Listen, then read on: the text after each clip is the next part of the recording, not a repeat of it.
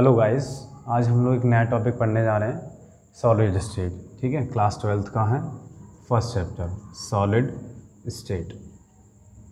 Solid state एक important topic है और ये नीट और जेई मेंस के लिए मोस्ट इम्पॉर्टेंट टॉपिक है, नीट और जेई के लिए। बोर्ड में भी काफ़ी इसके क्वेश्चंस पूछे जाते हैं बोर्ड में। ठीक है, हम सॉलिड स्टेट के बारे में स्टडी करने वाले हैं। सॉलिड स्टेट से पहले हमें कुछ स्टेट्स के बारे में जानना ज़रूरी है, लाइक जैसे कि स्टेट्स ऑफ मैटर की कितनी स्टेट्स हैं। लाइक जैसे कि आप लोग सब पढ़ चुके हो states of matter, class 9th में पढ़े होंगे कि जैसे कि 3 स्टेट्स होते हैं जनरली, सॉलिड है, लिक्विड है और तीसरा है गैस। 3 स्टेट्स हैं मैटर की, सॉलिड, लिक्विड और गैस। सॉलिड की खास प्रॉपर्टीज़ क्या होती है? मेन प्रॉपर्टीज होती है इसकी, एक तो डेफिनेट शेप होता है इसका, एंड इसका डेफिनेट वॉल्यूम होता है, इसका मतलब सॉलिड्स के लिए डेफिनेट शेप होता है और डेफिनेट वॉल्यूम होता है। लिक्विड्स में शेप डेफिनेट नहीं होता है, क्योंकि इसमें लिक्विड में प्रॉपर्टी होती है फ्लो होने की टेंडेंसी होती है, और जो भी गिलास में हम लोग उसको लिक्विड को करेंगे या किसी भी कंटेनर में लेंगे, ये उसी के शेप पे डिपेंड करेगा, उसका शेप क्या होने वाला है, और कंटेनर पे डिपेंड करेगा। इसीलिए इसमें ओनली डेफिनेट क्या होता है, वॉल्यूम होता है, इसमें डेफिनेट वॉल्यूम होता है। गैस में ना तो डेफिनेट वॉल्यूम होता है, ना ही शेप होता है। तो डेफिनेट नाइदर डेफिनेट वॉल्यूम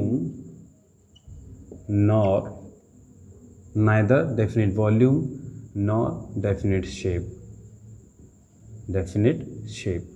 अगर बात करें कंप्रेसिबिलिटी की, तो सॉलिड्स के अंदर कंप्रेसिबिलिटी का नेचर देखेंगे तो सॉलिड्स में पार्टिकल्स बहुत क्लोजली पैक्ड होते हैं। अगर कोई क्लोजली पैक्ड होंगे तो उनको कंप्रेस नहीं कर पाएंगे। तो ये क्या होगा, इसकी प्रॉपर्टी आ गई हाईली इनकम्प्रेसिबल। अगर इसकी बात करें लिक्विड्स की, तो थोड़ा सा लगभग मतलब मॉडरेटली लगभग थोड़ा सा क्या होगा, वो कंप्रेस हो सकता है, बट उसको हम लोग जनरली मेज़र नहीं कर पाएंगे, पर थोड़ा हो जाएगा। तो कैन बी कंप्रेस्ड, थोड़ा हम लोग उसके कंप्रेस कर सकते हैं। बट गैसेस में कंप्रेसिबल नेचर होता है, अच्छे से इजीली कंप्रेस हो जाएगा। इसलिए भी हो जाएगा क्योंकि उसके मॉलिक्यूल्स और एटम और आयंस या कंस्टिट्यूएंट पार्टिकल्स के बीच में गैप बहुत ज़्यादा होता है, इसलिए उसके क्लोज मॉलिक्यूल्स होंगे उनको हम लोग क्लोज ला सकते हैं। क्लोज लेकर आएंगे तो क्या होगा, उनको ईजिली कंप्रेस कर सकते हैं। यहाँ पे क्या हो जाएगा, ईजिली कंप्रेस्ड। और एक और प्रॉपर्टी है, लाइक जैसे कि डेंसिटी की बात करें, तो इसके एटम्स के बीच में गैप न के बराबर होने की वजह से क्या होता है, इसकी डेंसिटी बहुत ज़्यादा होती है, डेंसिटी इज़ वेरी हाई। ठीक है, ऐसी अगर डेंसिटी की इसमें बात करें तो मॉडरेट होगी। मॉडरेट मतलब गैस और सॉलिड के बीच में आएगा। ठीक है, इसमें क्या होगी, डेंसिटी वेरी लो। तो वेरी लो डेंसिटी, क्योंकि इसमें क्या होगा, मॉलिक्यूल्स के बीच में गैप बहुत ज़्यादा होगा। यहाँ पे गैप होगा ज़रूर, बस बहुत ही कम गैप होगा। ठीक है, लाइक जैसे कि यहाँ पे डिस्टेंसेस कम है, यहाँ पे गैप थोड़ा सा कम है, वहाँ पे गैप और बढ़ गया है। यहाँ पे देखेंगे तो गैप बहुत कम होता है। डेंसिटी इसकी क्या होती है, बहुत ही ज़्यादा होती है। अब इसमें एक प्रॉपर्टी और होती है, इसमें फ्लो होने की टेंडेंसी नहीं होती सॉलिड्स में, तो बोल सकते हैं डू नॉट फ्लो। तो solids do not flow, solids flow नहीं कर सकते हैं। अगर हम लोग लिक्विड्स की बात करें तो लिक्विड्स के अंदर फ्लो होने की टेंडेंसी होती है। तो अब लोग बोल सकते हैं कि जनरली ईजिली फ्लो। तो ये इजीली फ्लो कर सकता है। जनरल इन केस लिक्विड की प्रॉपर्टी देखी जाएगी तो आराम से उसके अंदर फ्लो होने की टेंडेंसी होती है। बट अगर गैस के बारे में बात करें तो बहुत तेज़ी से, बहुत इजीली और अच्छे से ये फ्लो कर सकता है। तो बोल सकते हैं इजीली फ्लो। मतलब दोनों में कहने का मतलब ये है कि फ़्लो होने की टेंडेंसी होती है, बहने की टेंडेंसी होती है। इसके मॉलिक्यूल्स में गैप ज़्यादा होता है, गैप होने की वजह से भी। ठीक है, क्योंकि इन दोनों का कोई शेप फिक्स नहीं होता, इसीलिए ये फ्लो करते रहते हैं, बहते रहते हैं। ठीक है, इनके अंदर ये प्रॉपर्टी होती है। जैसे कि अब हम लोग सॉलिड स्टेट में, स्टेट्स ऑफ मैटर में थोड़ा सा ये इन्फॉर्मेशन और इनसे हम लोग कंपेयर कर सकते हैं स्टेट्स ऑफ मैटर को। लाइक जैसे कि मैं अभी बता देता हूँ आप लोगों को। जैसे कि एक है एटम्स के बीच में, अभी मैंने बताया गैप बहुत कम होता है। तो गैप बहुत कम है, तो हम लोग बोल सकते हैं इसके लिए कि इनके बीच में जो फोर्स ऑफ अट्रैक्शन होगा बहुत ज़्यादा होगा। तो यहाँ बोल सकते हैं force of attraction is maximum. तो maximum force of attraction solid में होगा और गैसेस में मिनिमम होगा। लिक्विड्स में क्या होगा, मॉडरेट होगा। मॉडरेट मतलब in between the solid and gases, ठीक है। लाइक जैसे कि हम लोग इसके अलावा एक पॉइंट और देख सकते हैं अगर हम लोग चाहें तो, जैसे कि एक तो ये प्रॉपर्टी होगी कि कंस्टेंट पार्टिकल्स के बीच में जो गैप होता है बहुत कम होता है, तो यहाँ बोल सकते हैं gap between the constituent particles. Constituent particles क्या होता है? तो कंस्टिट्यूएंट पार्टिकल्स होता है लाइक एटम्स है या मॉलिक्यूल्स है या फिर आयंस है, लाइक एक्सेट्रा एक्सेट्रा जो भी चीज़ें होती हैं इनको हम लोग कंस्टिट्यूएंट पार्टिकल्स बोलते हैं। इनका अरेंजमेंट जो होता है उसके अरेंजमेंट में गैप बहुत कम होता है। जैसे कि देखिए यहाँ गैप कम है तो यहाँ बोल सकते हैं मिनिमम गैप होगा तो फोर्स क्या होगा? मैक्सिमम होगा। Minimum gap force maximum. ऐसे यहाँ पे मिनिमम, यहाँ पे फोर्स ऑफ अट्रैक्शन होता है, यहाँ पे गैप बहुत ज़्यादा होगा तो मैक्सिमम फोर्स ऑफ अट्रैक्शन होगा।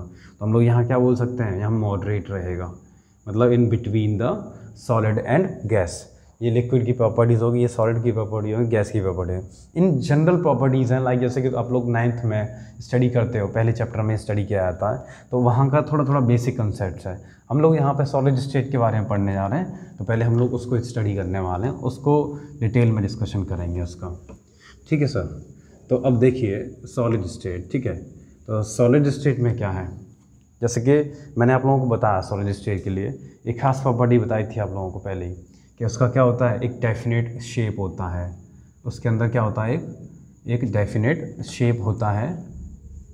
तो एक डेफिनेट शेप होगा एंड डेफिनेट वॉल्यूम होगा, इसके अंदर डेफिनेट वॉल्यूम होगा।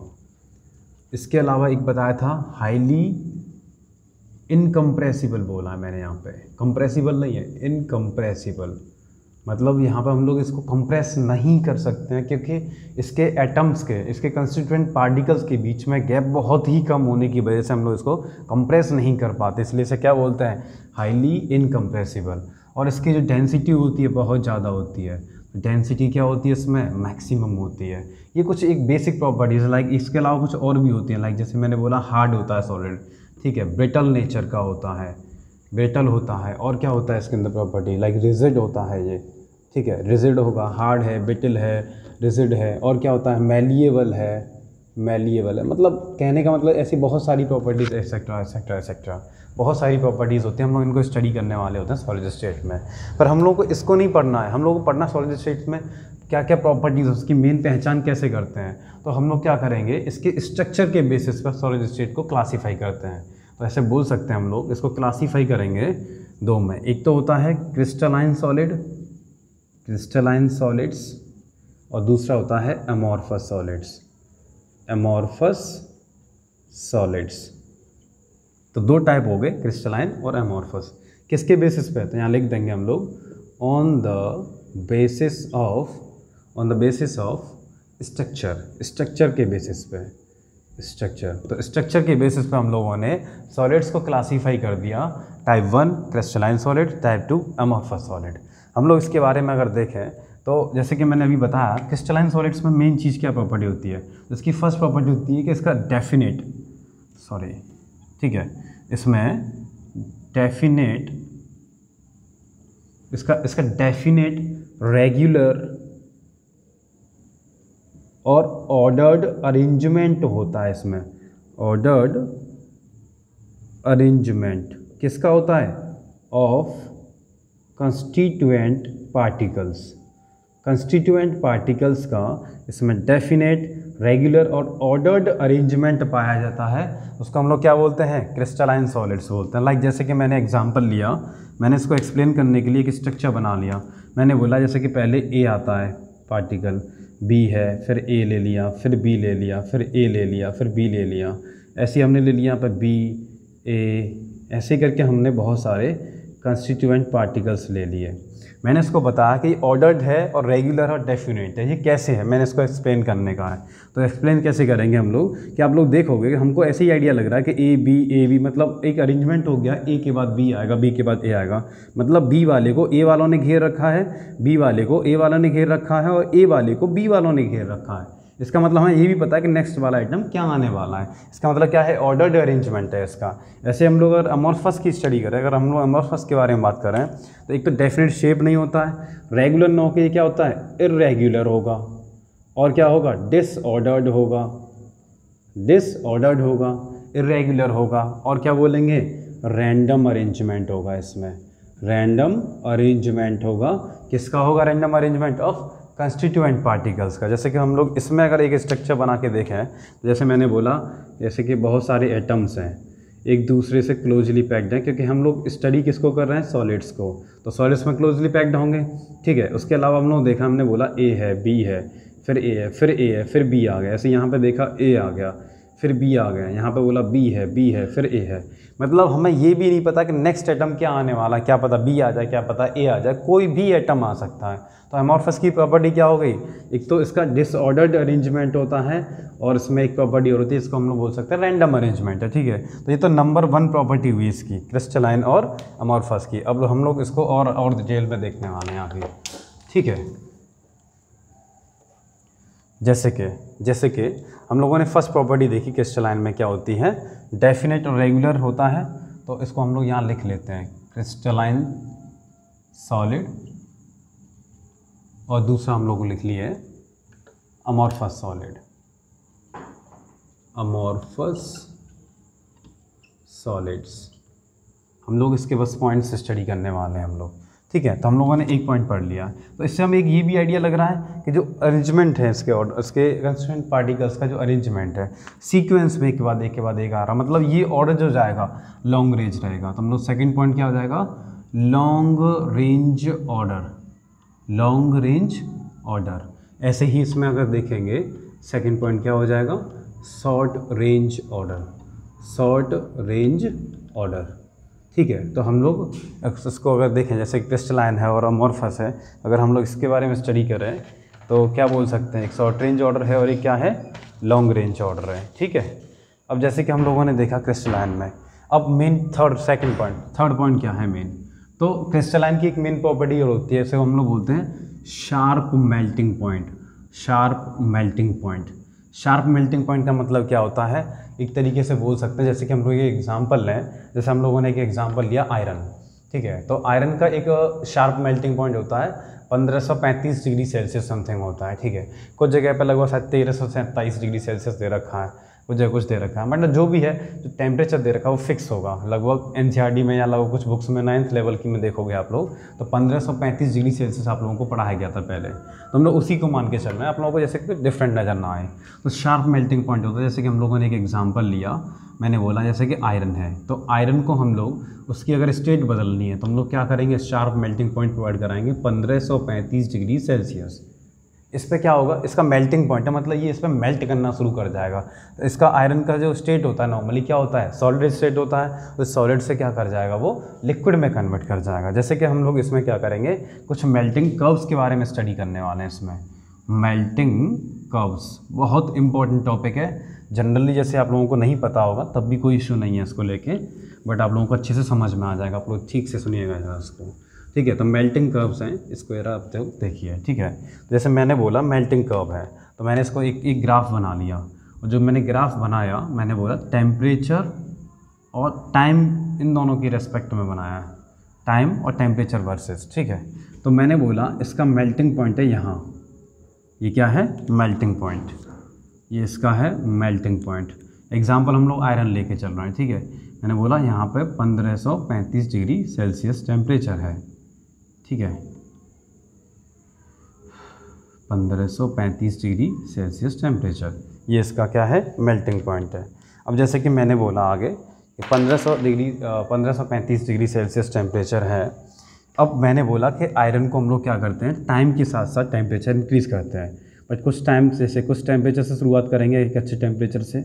मैंने ऐसे किया, यहाँ से स्टार्ट किया, इसको करते करते करते करते यहाँ तक आया, इस पॉइंट पे आके क्या हुआ, रुका, और कुछ देर के लिए इसी टेम्परेचर, इसी पॉइंट पे ही सेम मेल्टिंग पॉइंट पे क्या हुआ, वो वहीं पर रुका रहा। उसके बाद क्या होगा, फिर इंक्रीज़ करेगा। मतलब इन तीनों में इन फ़र्क क्या है, इसको हम लोग ए पॉइंट मान लेते हैं, इसको बी है, इसको सी, इसको डी। हम लोगों ने बोला इसमें अंतर क्या आया, देखो पहले ए से बी जो फॉर्म थी, इसकी पूरी की पूरी फॉर्म थी वो सॉलिड में था। अब सी से डी था, ये था लिक्विड फॉर्म में, क्योंकि मेल्ट कर चुका है यहाँ पे। अब ये बी से सी वाली है, यहाँ पे हमें सॉलिड फॉर्म भी पाई जाएगी और लिक्विड भी मिलेगी, ठीक है, सॉलिड और लिक्विड दोनों फॉर्म पाई जाएंगी। इसको हम लोग क्या बोलेंगे, जैसे कि मेल्टिंग कर्व में मेन चीज़ क्या हुआ, टाइम और टेम्परेचर के रेस्पेक्ट में हम लोगों ने इसको स्टडी किया है। तो जैसे हम लोगों ने क्या किया, आयरन को मेल्ट कराना शुरू कर दिया, तो उसको हम लोग जितना हीट करेंगे, हीट करते रहे बी पॉइंट तक पहुँचेगा, उसके मेल्टिंग पॉइंट पर पहुँच गया। अब वो मेल्टिंग पॉइंट पे पहुंचेगा तो क्या होगा, वो वहाँ पे क्या करेगा, एक समय के लिए रुकेगा। मतलब यहाँ पे क्या होगा, एकदम अचानक से ही वो ये नहीं कि एकदम फॉर्म बदल जाएगा, जैसे कि सॉलिड से डायरेक्टली लिक्विड में कन्वर्ट हो जाए। तो पहले यहाँ पे हीट को एब्जॉर्ब करेगा, जो हीट उसने यहाँ पे ली है उसको एब्जॉर्ब कर रहा है, उसको हम लोग बोलते हैं लेटेंट हीट। ठीक है, तो यहाँ पे स्टेट बदल रही कहाँ से, सॉलिड से लिक्विड। तो इसके लिए वर्ड यूज होता है फ्यूज़न यूज होता है इसके लिए। ठीक है, तो उसको हम लोग बोल सकते हैं लेटेंट हीट ऑफ फ्यूज़न और मेल्टिंग और फ्यूज़न सेम वर्ड्स हैं। ठीक है, तो लेटेंट हीट ऑफ फ्यूज़न आ जाएगा या फिर मेल्टिंग आ जाएगा। तो यहाँ पे क्या हो रहा है, सॉलिड और जो लिक्विड है, ठीक है, दोनों फॉर्म पाई जा रही हैं। कौन से टेम्परेचर पे, कौन से पॉइंट पे, बी और सी पॉइंट पे, जहाँ पे कि क्या है, फिक्स टेम्परेचर है। तो फिक्स टेम्परेचर है, तो कैसे फिक्स टेम्परेचर है 1535 पे, हम लोग हीट तो प्रोवाइड करा ही रहे हैं ना उसको रेगुलरली। तो हीट तो प्रोवाइड करा रहा है, वो हीट क्या हो रही है, वो लेटेंट हीट में कन्वर्ट हो रही है। और लेटेंट हीट क्या काम करती है, तो उसके एटम्स के बीच में जो बॉन्ड था, उस बॉन्ड को ब्रेक करेगी, और उसको ब्रेक करके क्या करेगी, उनके बीच में गैप क्रिएट कर देगी, एटम्स के बीच में गैप आ जाएगा। ठीक है, वो गैप आ जाएगा तो क्या होगा, उसकी सॉलिड फॉर्म कन्वर्ट हो जाएगी लिक्विड फॉर्म में। इसीलिए हम लोग क्या हो रहा है, लेटेंट हीट। तो लेटेंट हीट क्या होता है, एक फिक्स टेम्परेचर पर स्टेट को चेंज करना। ठीक है, यहाँ पे इसके लिए एक वर्ड भी यूज कर सकते हैं, at a constant temperature states of matter will change या चेंजेस फ्रॉम, कहाँ से कहाँ तक, तो इस वाले केस में क्या हो रहा है, लेटेंट ऑफ फ्यूजन में सॉलिड से लिक्विड की तरफ, सॉलिड से लिक्विड की तरफ। ठीक है, तो जैसे कि आप लोगों ने देखा, ये मेल्टिंग कर्व्स है। मेल्टिंग कर्व्स में ये वाला कौन सा है, जिसमें क्या हो रहा है, हम लोग उसको लिक्विड की तरफ लेकर जा रहे हैं। मतलब हम लोग इसे बोल सकते हैं हीटिंग कर्व्स बोल सकते हैं, इसको हीटिंग कर्व्स ही बोला जाता है। मेल्टिंग कर्व्स में इसको बोल देंगे, पहला वाला कौन सा है, हीटिंग कर्व है।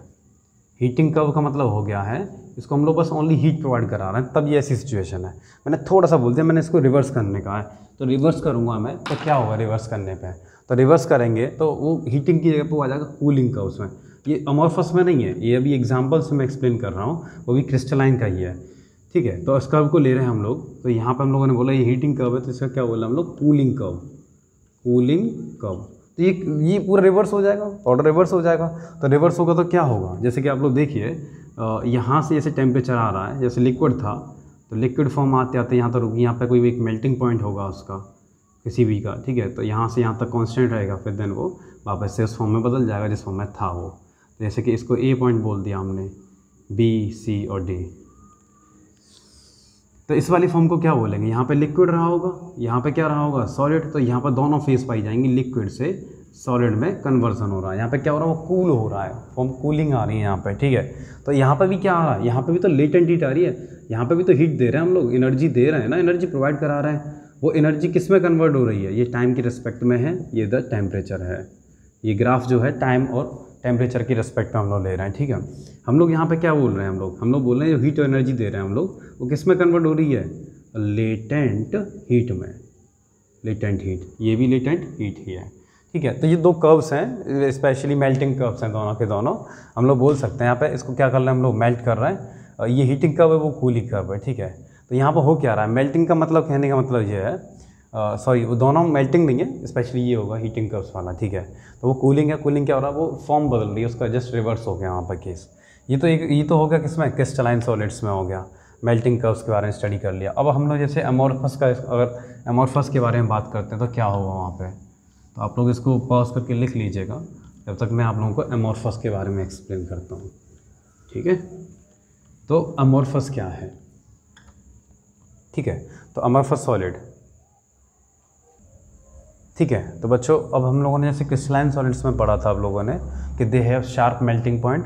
जैसे कि अमॉर्फस में देखना तो they have melt over a range of temperature. तो जहाँ पर टेम्परेचर की एक रेंज रहती है, जैसे कि वहाँ पर शार्प रहता है, यहाँ पर एक रेंज रहती है, मतलब कांस्टेंट नहीं होता, फिक्स नहीं होता है। जैसे कि हम लोग टेम्परेचर बढ़ाते जाएंगे, टाइम के अनुसार अपने आप ही स्टेट फॉर्म बदलती जाएगी उसकी। जैसे कि हम लोगों ने एक एग्जांपल लिया, इसके लिए जैसे हम लोगों ने ग्राफ बनाया, इसके लिए भी सेम दो ग्राफ बनेंगे। तो दो ग्राफ हम लोग एक साथ ही बना लेते हैं। जैसे मैंने बोला टेम्परेचर इंक्रीज़ कर रहे हैं, जैसे ये टाइम है, टेम्परेचर और टाइम के वर्सेस में ग्राफ बनाने वाले हैं हम लोग, ठीक है। तो जैसे ये टेम्परेचर के रिस्पेक्ट में टाइम को जैसे कि सॉरी तो टेम्परेचर हम लोगों ने क्या किया, जैसे कि देखा एक ग्राफ तो एक ऐसे बनेगा और एक ऐसे बनेगा। तो यहाँ पे क्या हो रहा है, यहाँ पे ये इंक्रीज़ कर रहा है, टाइम बढ़ता जा रहा है, ऐसे ऐसे टेम्परेचर बढ़ता जा रहा है, ठीक है। तो यहाँ पे कॉन्स्टेंटली चेंज होगा।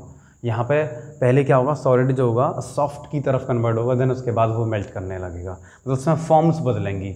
लाइक जैसे कि हम लोग बोल सकते हैं लाइक प्लास्टिक है, सॉलिड फॉर्म में होती है, तो प्लास्टिक को क्या करते हैं हम लोग, जैसे हीट करते हैं तो आप लोगों ने देखा होगा पहले सॉफ्ट हो जाती है, उसके बाद देन वो फिर पिघलना शुरू करती है। तो वो प्रॉपर्टीज़ किस में आती है, वो अमॉर्फस सॉलिड्स में आता है।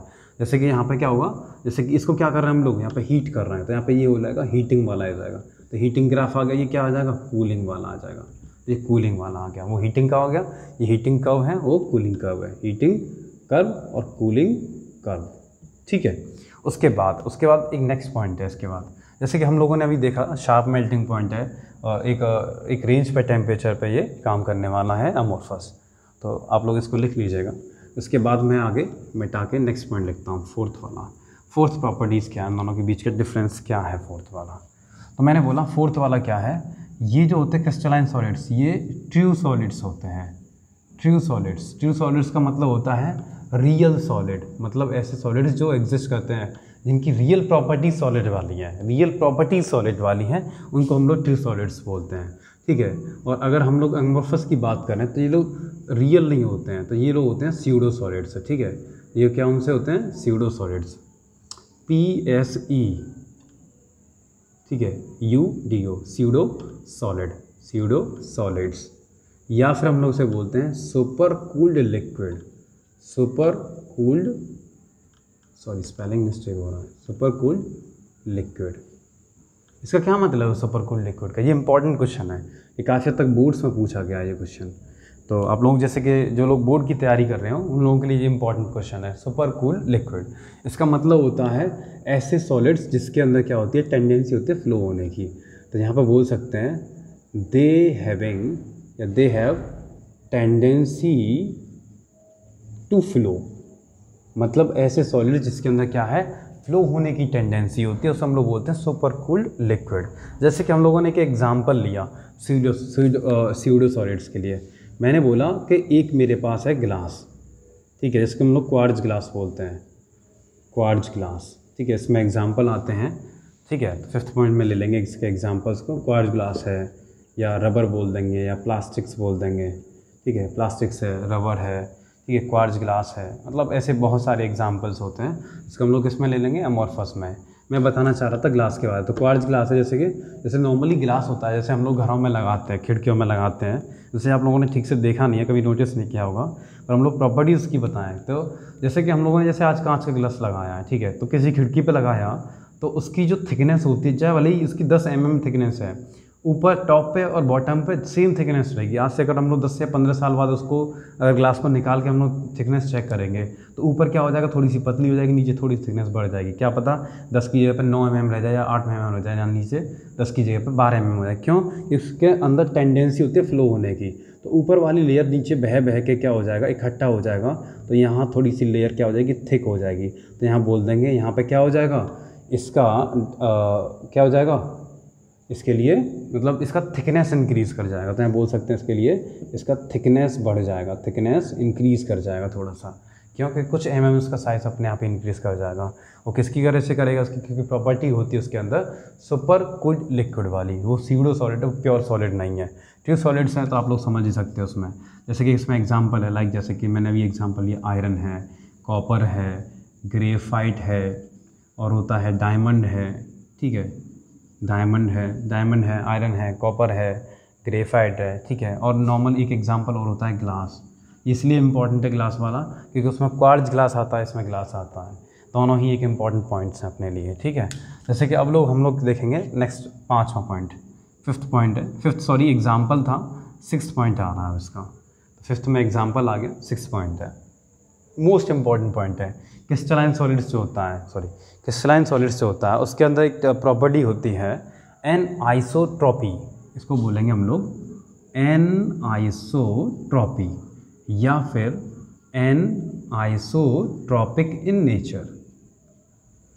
ये प्रॉपर्टीज़ होती है क्रिस्टलाइन सॉलिड्स में। ये मेन इंपॉर्टेंट प्रॉपर्टी है, ये एग्जाम्स में, जेईई मेंस में या नीट में बहुत बार पूछा गया ये क्वेश्चन कि एनआइसोट्रॉपी होता क्या है।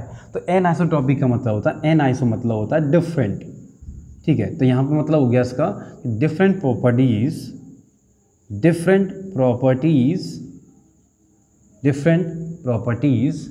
Of different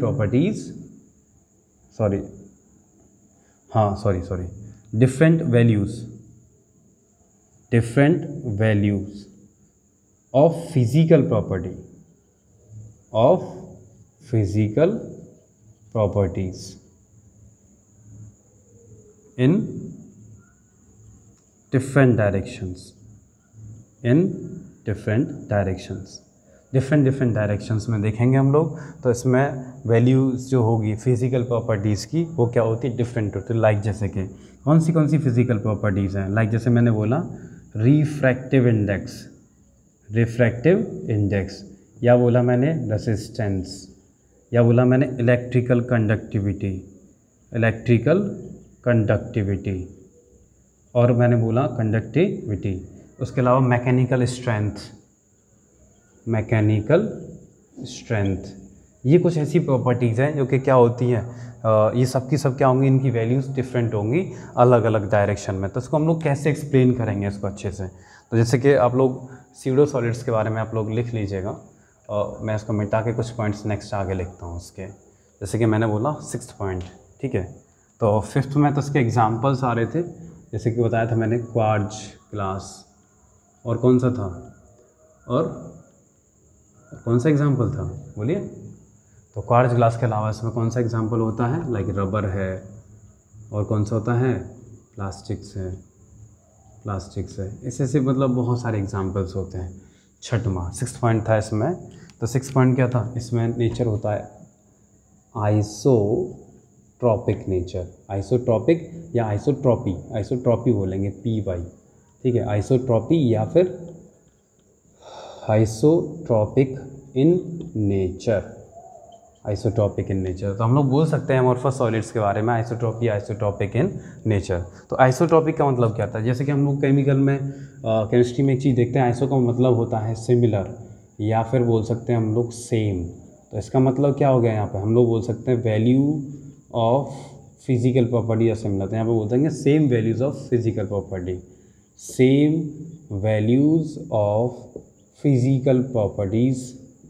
physical properties like refractive index, ठीक है, रिफ्रैक्टिव इंडेक्स हो गया, और क्या बोलेंगे, रेजिस्टेंस हो गया, और क्या बोलेंगे, इलेक्ट्रिकल कंडक्टिविटी हो गया। यही सब सेम प्रॉपर्टीज़ जो मैंने यहाँ पे बताया था, और मैकेनिकल स्ट्रेंथ हो गया। मतलब ये सब चीज़ें क्या होंगी, सेम होंगी। कहाँ पे, इन ऑल डायरेक्शंस, सारी डायरेक्शंस में क्या होगा, सेम फिजिकल प्रॉपर्टी होगी। तो हम लोग उसे क्या बोलेंगे, आइसोट्रॉपिक इन नेचर। जैसे कि हम लोग इसको अगर ठीक से एक्सप्लेन करते हैं एक बार और, कि स्ट्रक्चर डायग्राम बना के इसको हम लोग कैसे समझ पाएंगे। जैसे हम लोग एग्ज़ाम में पूछा जाए तो हम लोग को थोड़ा डिटेल भी लिखना होगा, तो आप लोग स्ट्रक्चर बना के इसको एक्सप्लेन भी कर सकते हो, आराम से ईजिली एक्सप्लेन हो जाएगा। जैसे कि आप लोग देखो आइसोट्रॉपिक, एनआइसोट्रॉपिक। तो एनआइसोट्रॉपिक का मतलब क्या होता है, मैंने बोला कि डिफरेंट आएगा, ठीक है। तो अब जैसे कि मैं कुछ एटम्स का अरेंजमेंट ले लेता हूँ, ठीक है। मैंने क्या किया, एनआइसोट्रॉपिक में कुछ एटम्स का मैंने अरेंजमेंट ले लिया। जैसे मैंने बोला कुछ एटम्स है, जैसे मैंने अरेंज कर दिया, जैसे कि ये है कुछ एटम्स, ठीक है। ऐसे मैंने यहाँ पे मैंने ये कुछ एटम्स को अरेंज कर दिया, ये एक दूसरे से लगभग जुड़े हुए हैं, टच कर रहा है एक दूसरे को, थोड़ा सा आगे नीचे ऊपर नीचे हो रहा है, आप लोग उसको मैनेज कर लीजिएगा। तो जैसे मैंने बोला ये है ए, ठीक है, इसको ए बोला, ये ए है, ये ए है, ये ए है, ये ए है, ये ए है, ये ए है, ठीक है। इसके अलावा A B A B A B, B A B A B A B A B A B, ठीक है। तो ये ऐसे मैंने क्या किया, इसमें अरेंजमेंट कर लिया। अब मैंने बोला कि एक बार क्या करते हैं, इस डायरेक्शन में चलते हैं, तब क्या होगा। तो मैंने बोला B A B A B A, ये सेम अरेंजमेंट आ रहा है, मतलब अरेंजमेंट में बदलाव नहीं है।